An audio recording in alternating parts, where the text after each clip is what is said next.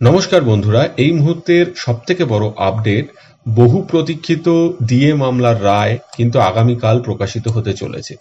5/2/2025 DA মামলার cause list যদি দেখা যায়, সেখানে যে কেস স্ট্যাটাস তাতে কিন্তু সিরিয়াল নাম্বার 1501 শো করছে, এবং এইটা যদি আমরা সাপ্লিমেন্টারি লিস্ট দেখি অনারেবল জাস্টিস সঞ্জয় কারোলের, সকাল 10:30টার সময় 1501 সিরিয়ালে the state of West Bengal versus confederation of state government employees West Bengal, এদের যে জাজমেন্টটা কিন্তু কালকে হবে, অর্থাৎ কালকে 10:30টার সময় কিন্তু আমরা এই জাজমেন্টটা শুরু হবে। এই জাজমেন্টটা আমরা পেয়ে যাব। বহুদিন ধরে এই কেসটি চলছে, 22 সাল থেকে এই কেসটি উঠেছে, দীর্ঘদিন শুনানি হয়নি, শেষ পর্যন্ত শুনানি হয়েছে। মাঝে অনারেবল জাস্টিসরা 25% ডিএ এরিয়ার দিতে বলেছিল, তো সেটা কিন্তু দেওয়া হয়নি। এবার আলটিমেট কি জাজমেন্ট আসছে তার দিকে কিন্তু সকলকেই তাকিয়ে থাকতে হবে। রাজ্য সরকারও যেমন এই জাজমেন্টের দিকে তাকিয়ে থাকবে, আপামর রাজ্য সরকারি কর্মচারী, পেনশনার্স যারা যারা এই মুহূর্তে সব থেকে অসুবিধার মধ্যে রয়েছেন, প্রত্যেকে এই জাজমেন্টের দিকে তাকিয়ে থাকবেন।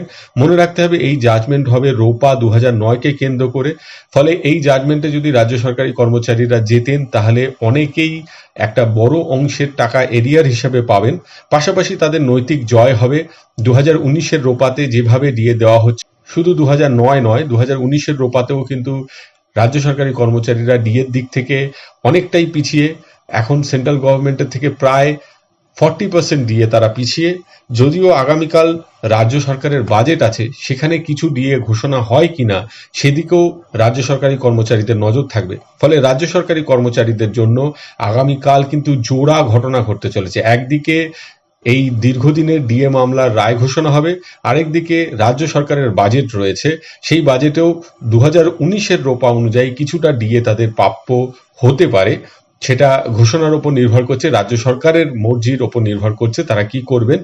আর এই জাজমেন্ট কি হবে সেটা কিন্তু সুপ্রিম কোর্টের অনারেবল জাস্টিসদের মর্জির ওপর নির্ভর করছে। তারা সমস্ত আইনি সওয়াল শোনার পর ঠিক কি জাজমেন্ট তারা দিচ্ছেন, সকলে আমরা তাকিয়ে থাকবো সেদিকে। আজকে এই পর্যন্ত, সকলে ভালো থাকবেন, সুস্থ থাকবেন, ধন্যবাদ।